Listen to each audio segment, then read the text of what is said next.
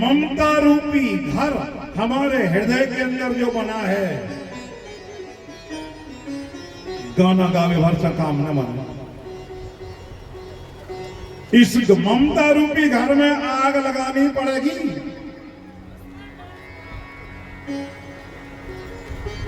एक डुकर की हती,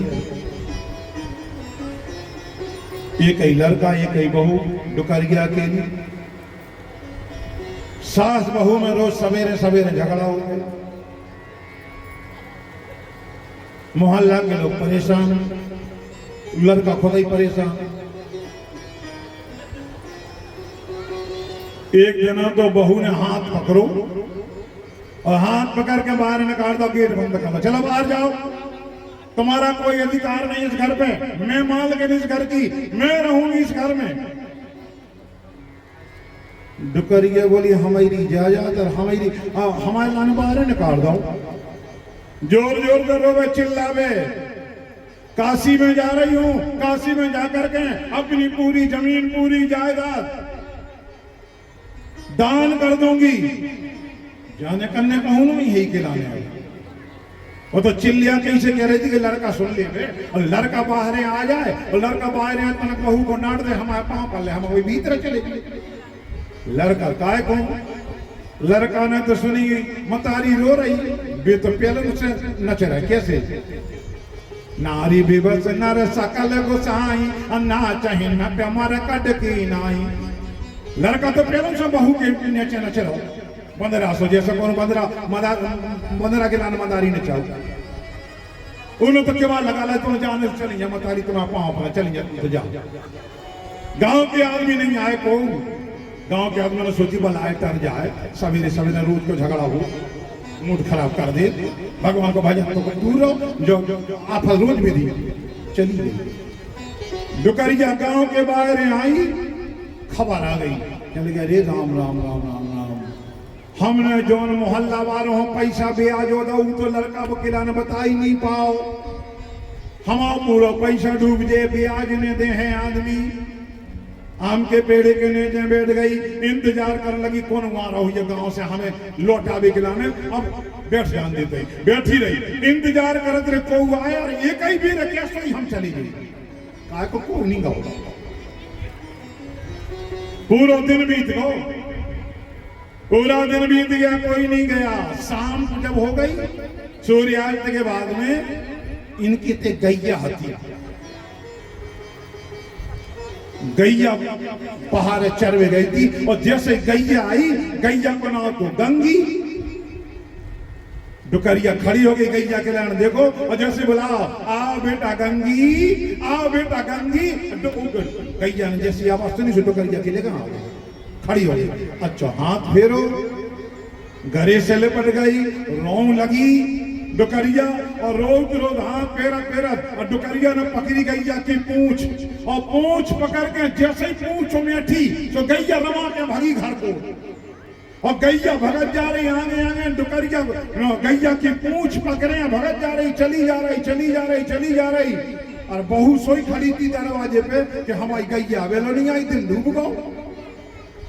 दरवाजे खोल के खड़ी थी, और जैसे ही डुकरिया ने देखो कि बहू खड़ी है पता डुकरिया का कह रही।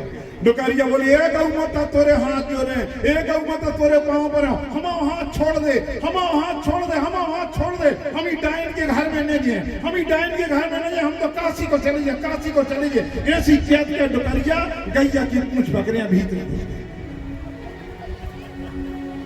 अब बताओ, गैया ने हाथ पकड़ो तो, कि डुकरिया ने गैया की पूंछ पकड़ी। ये होगा महज दृष्टांत। सिद्धांत क्या बना? सिद्धांत बना, जब तक हम ममता की पूंछ पकड़ करके खड़े रहेंगे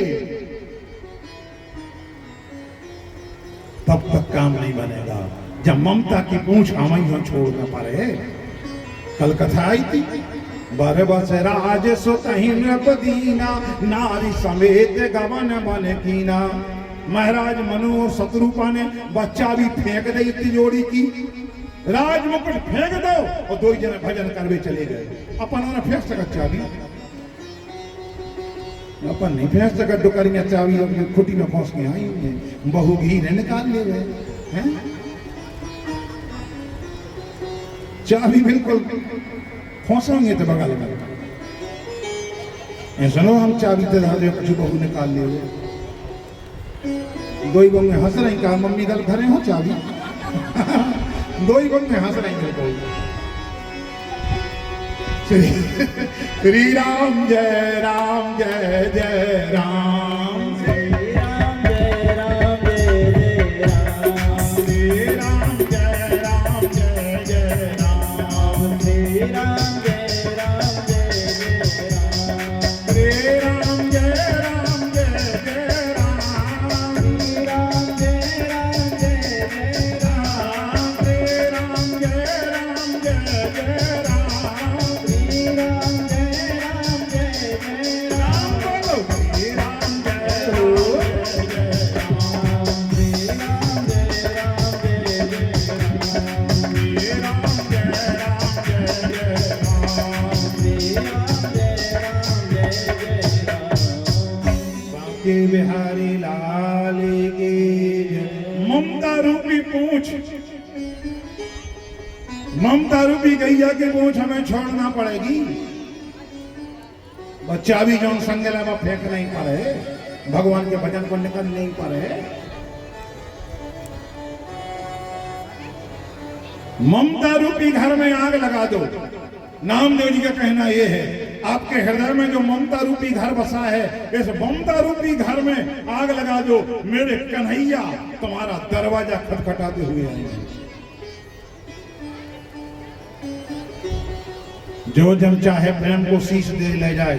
कौन मूल काटने, जो जब दिखा रही जब मूर्ति काटने। बोले और हमारे हृदय के अंदर जो अहंकार रूपी मानव बैठा है, अभिमान रूपी मानव बैठा है, इस अहंकार, इस अभिमान रूपी मानव का सिर काट करके मेरे कन्हैया के चरणों में चढ़ा दो। कन्हैया के मिलने में जरा सी देर नहीं लगे। जैसे विदुर सुलभा को मिले, हमें भी मिलेंगे। विदुर को अहंकार छू नहीं गया। धन्य रे विदुर। आज विदुर जी गए, धृतराष्ट्र के सामने हाथ जोड़ करके बैठ गए और धृतराष्ट्र के लिए समझाने लगे, महाराज पांचों पांडव आपके भतीजे हैं, तुम्हारे छोटे भैया के लड़का हैं, इनके संग ऐसा अन्याय नहीं करो। समझा रहे थे। किसी ने जाकर के शिकायत कर दी। दुर्योधन आ गया। दुर्योधन रोज बोलता था काका विदुर, काका विदुर, पर आज नहीं कहा। भारी क्रोध आया, भारी गुस्सा आई। गुस्सा में आकर के आज दुर्योधन ने कहा, अरे ओ दासी पुत्र विदुर, मेरी जूठन खा करके पल रहे हो और मेरी जड़ा खोज रहे हो। निकल जाओ इस राज परिवार से बाहर, आज दरबार से बाहर, अपनी मनहूस सूरत लेकर के दोबारा नहीं आना है। धन्य रे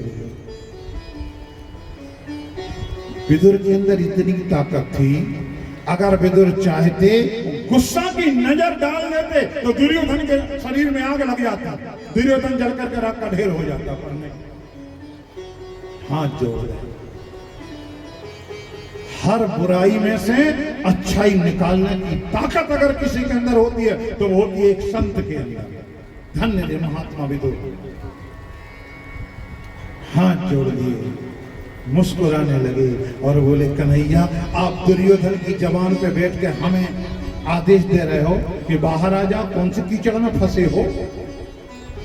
तुरंत अपनी पत्नी सुलभा का हाथ पकड़ा और सुलभा का हाथ पकड़ करके और चले। घने जंगल में आए, कुटिया बना करके, घास फूस की कुटिया बना करके और भजन कर रहे। आज भगवान हस्तिनापुर में राजदूत बनकर के आए थे दुर्योधन को समझाने के लिए। दुर्योधन से कहा 5 गांव दे दो। दुर्योधन बोला 5 गांव तो बहुत बड़ी बात है, सुई की नोक से आप मिट्टी खोदो और जितनी मिट्टी सुई की नोक से खोदने से निकल आए उतनी मिट्टी बिना युद्ध के नहीं दूंगा। संधि प्रस्ताव टूट गया।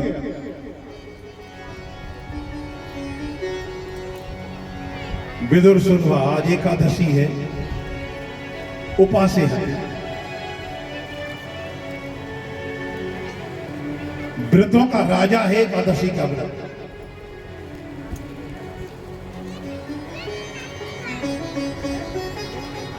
सबसे बड़ा व्रत है एकादशी का व्रत, और एक दिन में 7 नहीं होता, 3 दिन का व्रत है। एकादशी का व्रत 3 दिन में 7 होता, 3 दिन में पूरा होता, 1 दिन का नहीं है। व्रतों का राजा आज एकादशी आज भी है।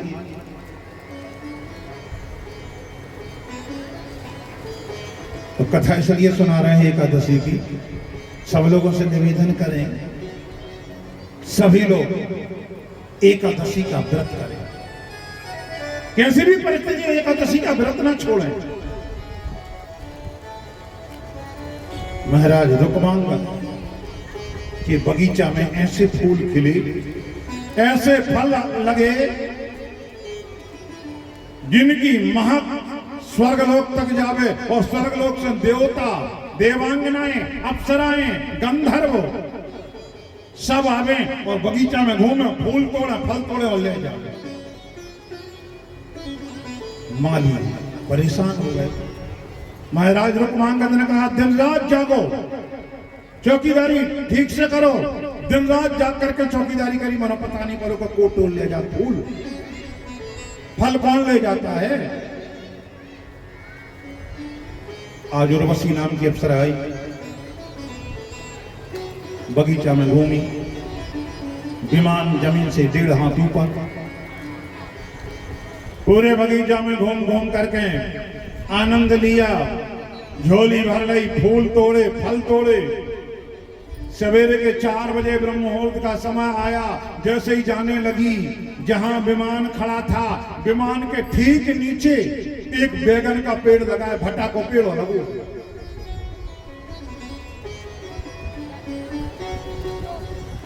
उर्वशी जैसे ही विमान पर बैठने के लिए गई, अंधेरा था, कुछ दिखाई नहीं दिया, और बैगन के पेड़ पे इसका पांव पड़ गया, भट्टा के पेड़ पे पांव पड़ गया और भट्टा को कांटो लग गई।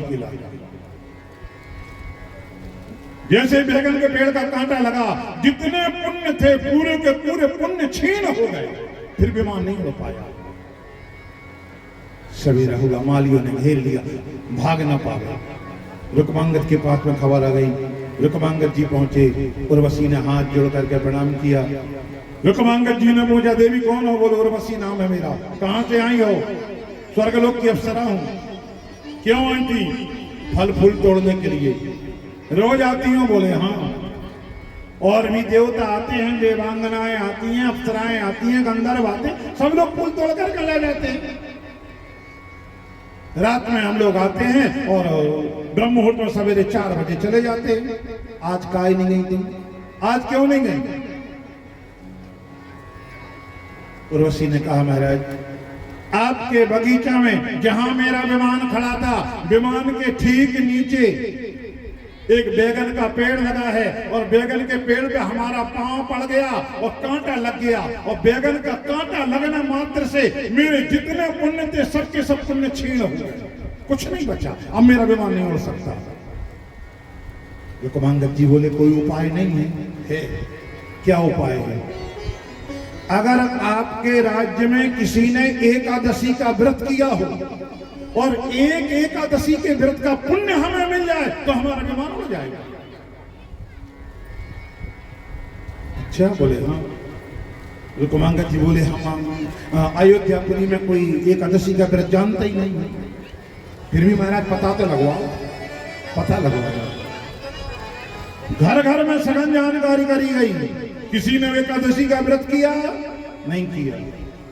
उदास होगा महाराज ने कहा उर्वशी हमारे राज्य में हमारे शासन में कोई एकादशी का व्रत करना जानते ही नहीं है। तो महाराज कल एकादशी थी, आज है द्वादशी। आपके राज्य में कोई गरीब आदमी ऐसा हो जिसे धोखा से खाने के लिए ना मिला हो, वो आदमी ढूंढो। बोले ठीक ढूंढवा जाओ। महाराज रुक्मांगद के लिए पता चला एक गरीब आदमी के घर में पति पत्नी में सवेरे सवेरे झगड़ा हो गया। एकादशी के दिन पति ने उठाया डंडा, पत्नी की पिटाई करी। वो बेचारे गरीब आदमी की पत्नी पूरे दिन भर बिना अन्न जल खाए पिए पड़ी रही, रोती रही। दिन भर नहीं कुछ खाया पिया, रात्रि भर जगती रही, दर्द के मारे कराहती रही, रात में भी कुछ नहीं खाया पिया। 24 घंटे ऐसे ही निकल गए। धोखा में एकादशी का व्रत हो गया। बोले महाराज उसी के लिए बोला। वो गरीब आदमी की पत्नी जैसे ही आई, उर्वशी ने कहा देवी अपने दाहिने हाथ पे जल रख करके एक बार बोल दो, कल हमसे धोखा में जो एकादशी का व्रत हो गया है, उस धोखा में हुई एक एकादशी का पूरे व्रत का पुण्य हम उर्वशी के लिए दे रहे हैं, और वो जल मेरे दाहिने हाथ पे दे दो। जैसे उसने ऐसा बोल करके दाहिने हाथ पे जल दिया, धोखा में हुई एकादशी के व्रत के पुण्य के प्रभाव से और उर्वशी का विमान आकाश में उड़ गया। एक एकादशी का जानबूझ करके नहीं दिया, धोखा में हो गया। व्रतों का राजा है, मोक्ष को देने वाला है, मोक्षदायिनी है एकादशी। सावधानी पूर्वक 3 दिन में श्राद्ध होता है, 1 दिन में नहीं होता, 3 दिन में होता है। 10वीं से शुरू होता है और द्वादशी को समाप्त। 10 से शुरू हुआ, 12 को समाप्त। एकादशी का व्रत सब लोग अवश्य करेंगे। और वसी का विमान हो गया। आज एकादशी थी। विदुर जी ने कहा सुलभा जी प्राणनाथ आदेश करो, फलाहार तैयार करो, भोग लगाओ, थोड़ा हम लोग प्रसाद पाएंगे। नहीं बनाएगा। क्यों नहीं बना रही हो? मेरे कन्हैया खुद आएंगे, कन्हैया जो पाएंगे वही फलाहार बनाऊंगी। दिन भर निकल गया, नहीं आया। सूर्यास्त के बाद में जब शाम भई, संध्या आरती का समय हुआ, विदुर जी ने कहा सुलभा अब तो तैयारी करो, स्नान करो, प्रसाद बनाओ, संध्या आरती का समय हो गया, जल्दी करो। मन मार करके उठी आई, दरवाजे के बाहर झांक करके देखा, कोई दिखाई नहीं दिया। दरवाजे बंद करे, स्नान घर में पहुंच गई। जिन सुलभा के शरीर पर केवल एक फटी पुरानी साड़ी, दूसरी साड़ी को मिली नहीं है। साड़ी उतार करके गीली करी, निचोड़ी। गीली साड़ी निचोड़ करके जैसे खूंटी पे टांगी, इतने में भगवान का रथ आया। भगवान रथ से नीचे आकर के दरवाजा खटखटा रहे हैं। काकी काकी काकीरी काकी तुम खोलो तो कपाट आनो, एरी काकीरी काकी तुम खोलो तो कपाट आनो। बोली अनमोली सुन के ध्यान जो उचट गयो, और नगन ही उठ धाई ब्रजराज की आवाज सुनो। भोले विदुरानी तो प्रेम में मनो मल गयो, जानी है ब्रजेत में दिगंबर है विश्वम्भर हो। कांधे से झटक करके उनने अपनो पीतांबर फेंक दियो, और राख लई मर्यादा इन ब्रज के बिहारी जू ने। पीतांबर जा करके काकी की देह से लिपट गयो। साड़ी जहां की तहां लगी रही, बिल्कुल निर्वस्त्र। दौड़ी दौड़ी आई, दरवाजे खोले, कन्हैया की नजर पड़ गई, दिगंबर है। कन्हैया ने देखा काकी के शरीर पर तो कोई वस्त्र है ही नहीं। कांधे से झटक कर पीताम्बर फेंक दियो। पीताम्बर फेंका और पीताम्बर जाकर के काकी के हृदय से लिपट गया। सुलभा जी की लाज बचाई, भगवान ने मर्यादा बचा लिया। मर्यादा स्थापित करने के लिए तो है, मर्यादा नहीं टूटने दी। सुलभा जी के लिए कुछ पता नहीं चला क्या हो गया। तुरंत हाथ पकड़ा, भीतर ले गई। भगवान जैसे भीतर पहुंचे, काकी हाँ लाला बोलो, बहुत जोर से, बड़े जोर से भूख लगी, कुछ खाने के लिए दे दो। अब तो एकादशी है, हमने फलाहार थोड़ी बनाया। अच्छा आप 1 मिनट बैठो, चूल्हा जला रही हूँ, बोलो क्या पाओगे? वही प्रसाद बनाऊंगी, वही फलाहार बनाऊंगी। काकी कब फलाहार बनाओगी, कब चूल्हा जलाओगी? भूखों के मारे प्राण निकल रहे हैं, आपके घर में कच्चा पक्का रूखा सूखा जो भी हो ला करके दे दो। सुलभा जी भीतर गई। सुलभा जी ने देखा केला पड़े थे। सुलभा जी ने तो ले आई, केला की टुकड़ियां उठा करके लाई, केला छील करके केला एक तरफ फेंक दिया, केला के छिलका हाथ पे रखे, लो कन्हैया हमारे घर में केला ही है, केला का प्रसाद पाओ, भोग लगाओ। धन्य रे कन्हैया, बड़े भाव से केला के छिलका खा रहे हैं, प्रशंसा कर रहे हैं, बहुत स्वादिष्ट केला है काकी। और दो, आप तो पेट भर करके केला खाऊंगा, और दो। दूसरा केला छील करके फिर फेंक दिया, छिलका फिर भगवान को दे दिया। तीसरा केला छीला फिर फेंक दिया, चौथा केला हाथ में लिया है। इतने में विदुर जी की आवाज, विदुर जी की नजर पड़ गई। विदुर जी ने झांक करके देखा, कौन? कन्हैया। तुरंत दौड़े दौड़े आए। सुलभा जी के हाथों में केला था। विदुर जी ने देखा 3 केला फेंक दिए, चौथा केला छील रही थी, हाथ पकड़ लिया। पागल, अरे पगली सुलभा, पागल हो गई तो नहीं, क्या कर रही है? अरे भगवान के लिए भोग लगा रही, भगवान को भोग लगी थी, ऐसे केला खिलाई जाती तेरी पगली? केला छील करके एक तरफ फेंक दिए और छिलकों का भोग लगा रही है, ला हमें दे दो। चौथा केला विदुर जी ने हाथ में से छीना, छील करके छिलका एक तरफ फेंका, भगवान को दोनों हाथों में रख करके भोग लगाया। भगवान ने डका ले ले। भगवान बोले, बस काका अब भूख नहीं है। ब्रह्मना सुहायो अवधेश घर धायो फिरो। लक्ष्मी जी के हाथों से प्रसाद पाया, ब्रह्मलोक में वैकुंठ में मेरा पेट नहीं भरा। कौशल्या जी के यहाँ पे गया, शायद पेट वहां पर भर जाए, पर पेट भर पायो ना, सुबास बास कीनो है, वहां पे पेट नहीं भरा। नंद और जसोदा के घर में वृथा ही जन्म गयो, या को दूध दही और माँ को छाछ छीनो है। काकी के हाथ से प्रसाद आज ऐसो पायो, काकी के हाथ से प्रसाद आज ऐसो पायो। ऐसो स्वाद हमने जीवन में कब हो नहीं पाओ है। और पेट भरो जात तो सो तुम भी कहीं में बोल पड़े, भूखे को काका तुमने भूखो ही रात दी। काका आपने आज पेट भर भोजन नहीं करने दिया, आप पेट भर भोजन कर लेते।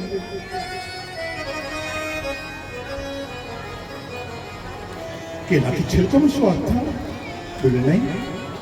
सिमरी के जूठे बेरों में स्वाद था, बोले नहीं। सुदामा के टूटे हुए चावलों में स्वाद था, बोले नहीं। स्वाद सुदामा के चावलों में नहीं था, स्वाद सिमरी के जूठे बेरों में नहीं था, स्वाद सुलभा जी के केला के छिलकों में नहीं था, स्वाद प्रेम में था। कोई प्रेम से कन्हैया के लिए भोग लगाए, कोई प्रेम पे दर्शन करे। मेरे कन्हैया प्रेम से प्रसन्न होते हैं। जो जन चाहे प्रेम को तो शीश दे लेगा। कोई कन्हैया के सामने अपना सिर काट करके चला। शंकर जी ने कहा,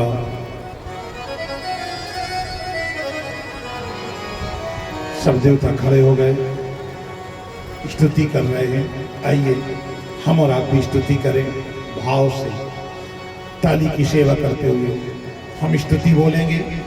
जिनके लिए स्तुति आवे वो स्तुति बोलें, स्तुति ना आवे तो कोई बात नहीं। ताली की सेवा करते हुए भाव से कीर्तन करिए। सीताराम राम राम सीताराम राम राम सीता राम राम राम सीता राम राम राम सीता राम राम राम सीता राम राम राम सीता राम राम राम सीता राम राम राम सीता राम राम राम सीता राम राम राम सीता राम राम राम सीता राम राम राम सीता राम राम राम सीता राम राम राम जय जय सुरनायक जन दुखदायक प्रणतपाल भगवंता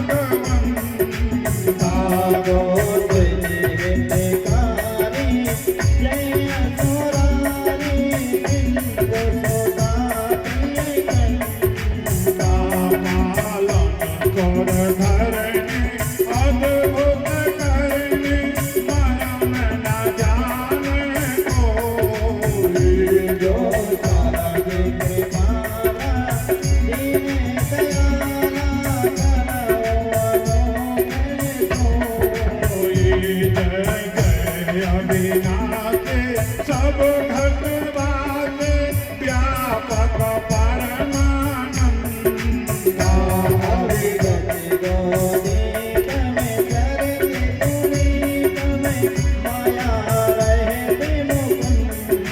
रागे रागे विरागे अते अनुरागे विगत मोह मुनिवृंदा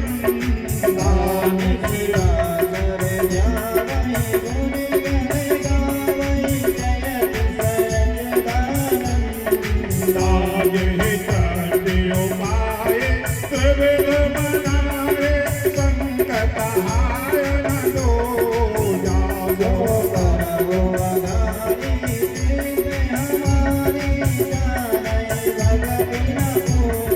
जानो भय भंजन मुनि मनरंजन गंजन विमल बलो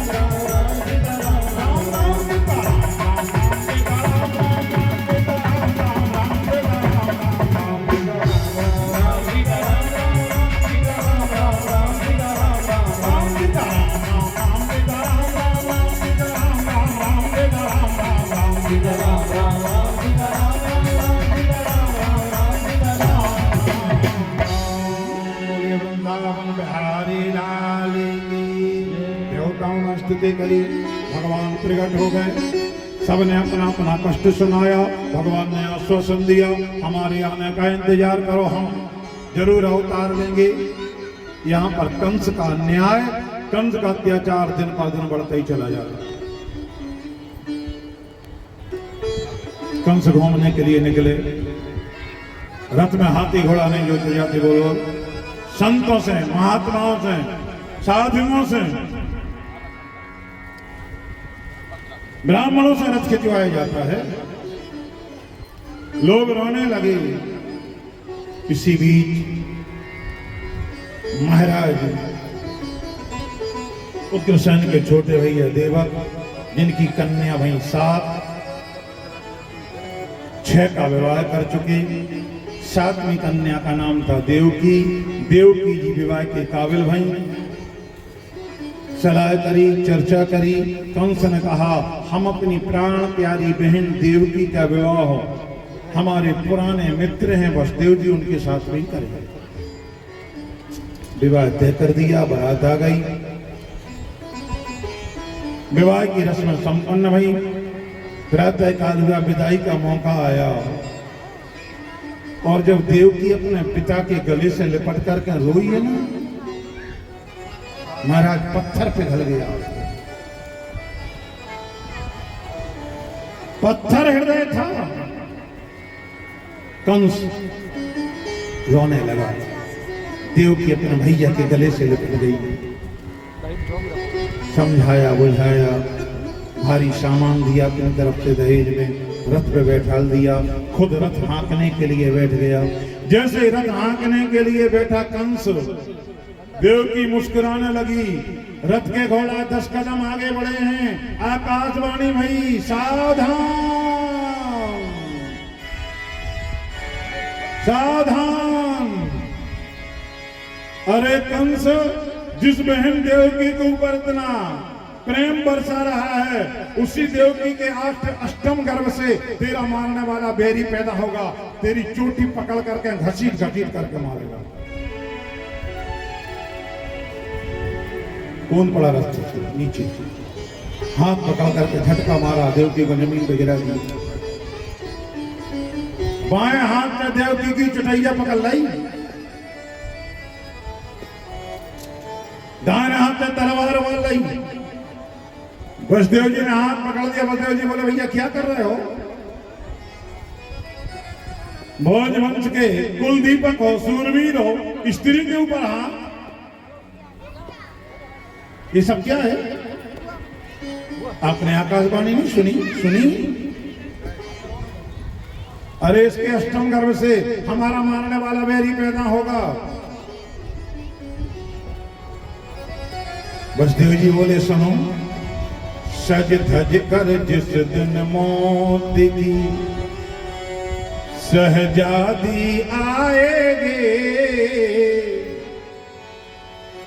सज धज कर जिस दिन मौत की शहजादी आएगे, न सोना काम आएगा न चांदी आएगी। सज धज कर जिस दिन मौत की शहजादी आएगी, शहजादी आएगी, न सोना काम आएगा न चांदी आएगी।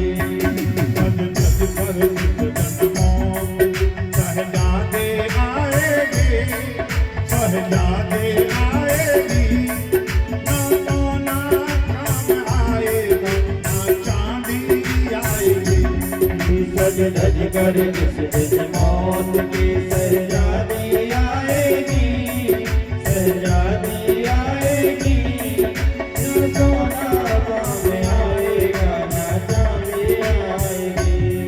छोटा सा तू कितने बड़े अरमान है तेरे, छोटा सा तू कितने बड़े अरमान है तेरे, छोटा सा तू कितने बड़े अरमान है तेरे। छोटा सा तू कितने बड़े अरमान है तेरे। मिट्टी का तू सोने के सब सामान है तेरे, मिट्टी का तू सोने के सामान है तेरे। मिट्टी का तू सोने के सब सामान है तेरे।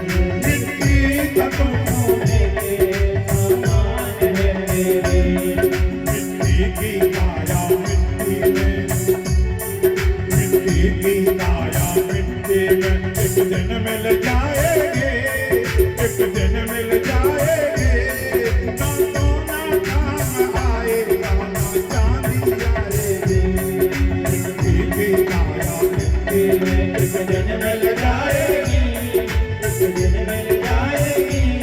न सोना काम आएगा, न चांदी आएगी।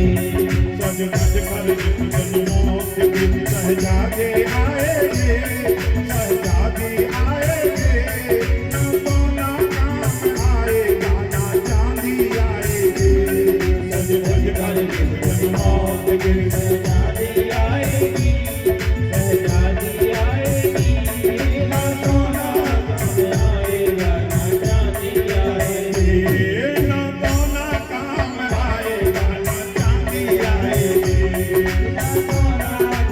आएगा, न चांदी आएगी। सब रखा रह जाएगा भैया। आपको डर किससे है? देवकी से बोले नहीं, फिर संतानों से। जितने बेटा बेटी होंगे सब तुम्हें दे दूंगा। कंस बोला हमारे राजमहल में रहना पड़ेगा। बोले चलो। वापिस आए, राजमहल में रख लिया। समय बीता। कीर्तिमंतम प्रथमम जम कंस्यानकदुंदभि अर्पयामास क्रच्छेरसो नृतादिति विवहला। पहला बेटा हुआ कीर्तिमंत नाम का, हाथों में लेकर के पहुंच गए। भैया पेलो भने अनुभव तुम आए थे, वापिस करते हैं। देवता खबर आ गया, कंस के हृदय में दया, भगवान का अवतार नहीं होगा। नारद जी को भेज दिया। नारद जी आ गए। नारद जी बोले भैया हमने सुनी तुमने अपनी बहन का विवाह कर लिया। बोले हाँ। कुछ आकाशवाणी हुई थी। बोले हाँ। पूरा हाल बताया। बोले अभी क्या हो? बोले पहला बेटा कहाँ है? बोले उन्हीं के पास। नारद जी ने कहा क्यों छोड़ दिया? बोले 8वें बेटा को मार डालेंगे, पहले से कोई खतरा थोड़ी है। बोले मिट्टी उठाओ। मिट्टी उठाई कंस ने, दीवार पे 8 लाइनें खींचो, ऊपर से नीचे की तरफ 8 लाइनें खींच दी। अब गिनो, ऊपर से गिनी, नीचे की लाइन 8वीं। अब बोले नीचे से शुरू करो। नीचे से शुरू किया तो पहली लाइन 8वीं। कंस ने कहा कहीं गड़बड़ तो नहीं है? देवता है चालाक, देवता है छली। ऐसा तो नहीं कि ऊपर से नीचे से ऊपर कर दे। 8वां बालक पहले नंबर आ गया। अरे दौड़ा दौड़ा गया, जाकर के देवकी की गोद से कीर्तिमंत नाम के बेटा के लिए खींचा, पछाड़ दिया पत्थर से। 6 बेटा मार डाले। देवकी सुख करके कंका हो गई। अन्याय अत्याचार बढ़ता जा रहा था। भगवान ने कहा अब तो जाना ही पड़ेगा। राधा जी के पास में गए और राधा जी से कहा श्री राधे जी प्रभु आदेश करो, अवतार लेना है, आपके साथ मैं नहीं जाऊंगी। बोले क्यों? 84 कोस का ब्रज नहीं है, वना का फलन नहीं है, मन नहीं लगेगा।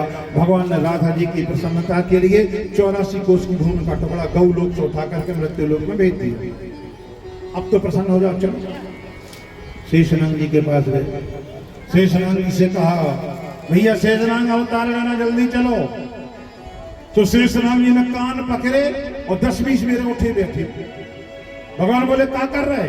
बोले तुम्हारे संग जीवन में कबू चले जाएं तो।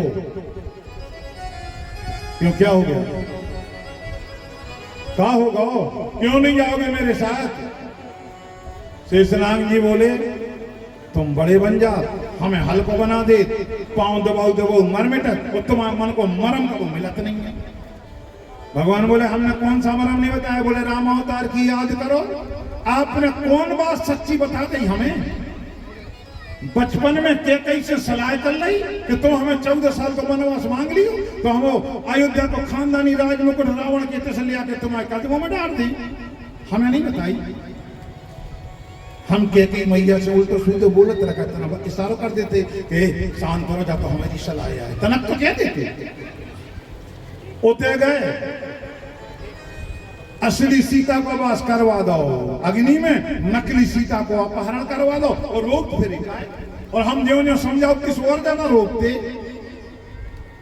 लक्ष्मण हो यह मरम न जाना, जो कछु चरत रचा भगवान। हमें मरम नहीं मिलो और 2 कोणी को बरक गया। के नाव चलावे वालो, तुमने नाव मंगाई सुखे तो मांगी नाव ना, केवट आना कहा है तुम्हारे मरम ऊ को मरम में लगाओ, हमें मरम नहीं मिलता है, तुम्हारे संग जीवन में कहूं चले जाते हैं। भगवान बोले अब फिर एक काम करो, तुम बड़े बन जा, हमें हल्को बना दे। तो हम हल्के तो हाँ तुम्हें बना दें, हम बड़े बन गए हैं, तुम हल्के बन जाओ। मानो एक आध बात हमारी मान हो बड़े भैया की, हम बड़े थोड़े एक आध बात मान हो। भगवान बोले जितनी बात है तुमको सब मान है, मतलब चल जाओ। अच्छा कब पाँव दबावे को मौका आ गया तो दबवा ले।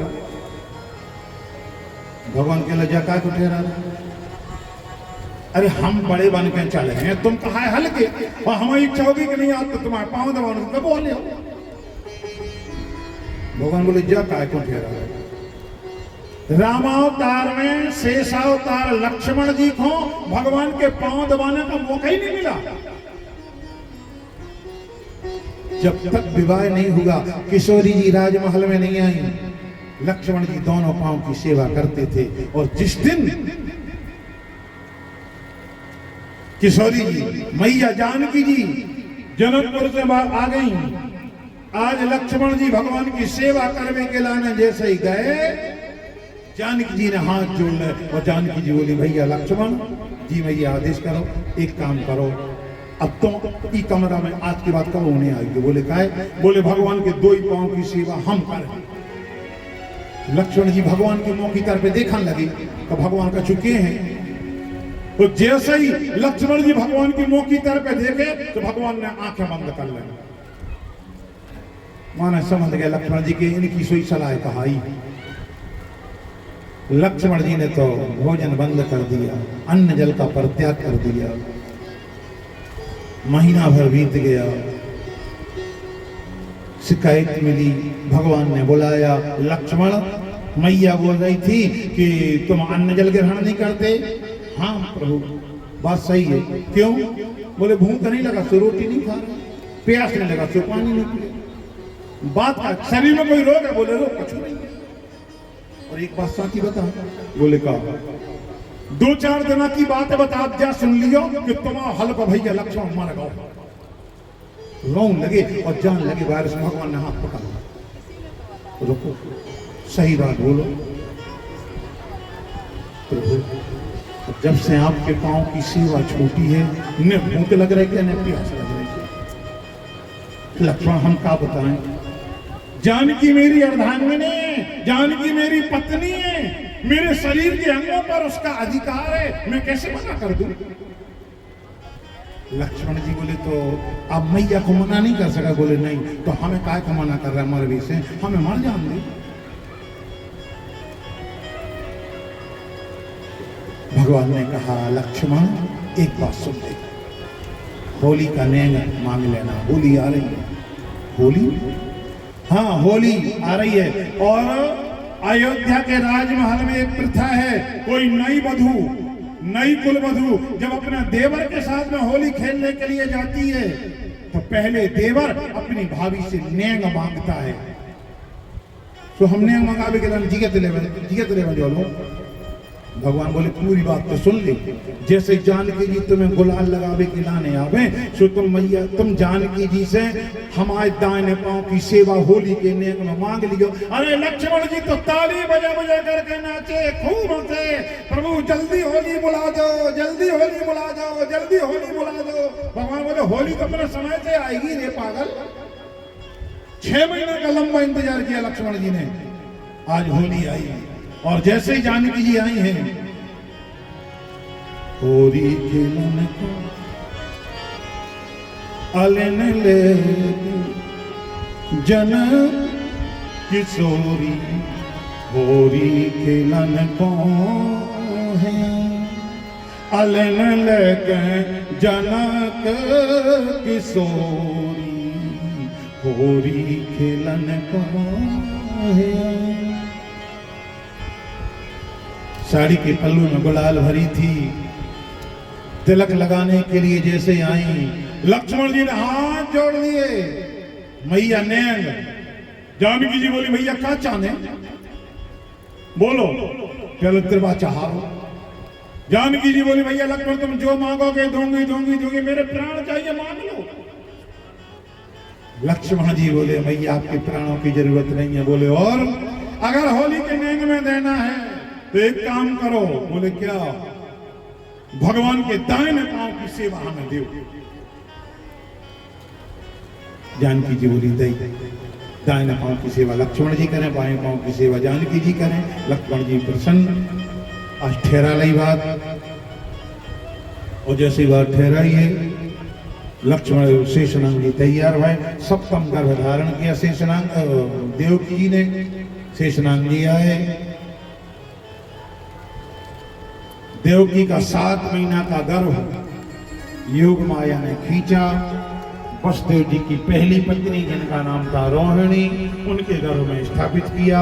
श्रावण शुद्ध 14 बुधवार को शेषनाग जी ने बलराम बलभद्र जी के रूप में नंद बाबा के आंगन में रोहिणी के यहाँ पर अवतार ले लिए। भगवान की अवतार की बारी आई। अष्टम गर्भ धारण किया। देवकी का स्वरूप धुंधुना राज चौगना बढ़ने लगा। 7 दरवाजों के भीतर जेल में डाल दिया। कंस ने एक एक दरवाजे पर सैकड़ों सैकड़ों पहरेदार लगा दिए। देवता आकाश से फूलों की वृष्टि कर रहे, फूल बरसा रहे हैं, ताली बजा रहे हैं, नाच रहे हैं। समय बीतता गया। पहला महीना, दूसरा, तीसरा, चौथा, 5वां, 7वां, 8वां महीना बीत गया। 9वां महीना आया। देवता तो फूलों की वर्षा करें, गीत गावे, नाचे, ढोल नगाड़े बजावे। स्वागतम कृष्णा सुस्वागतम कृष्णा। स्वागतम कृष्णा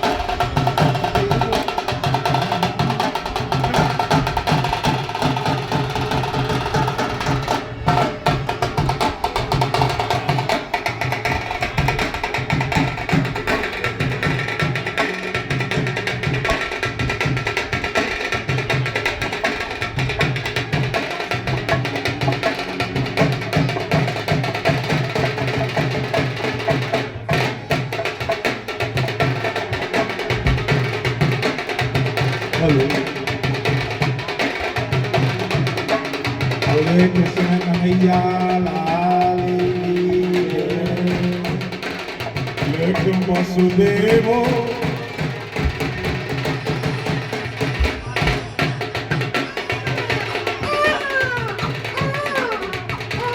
लेकिन वसुदेव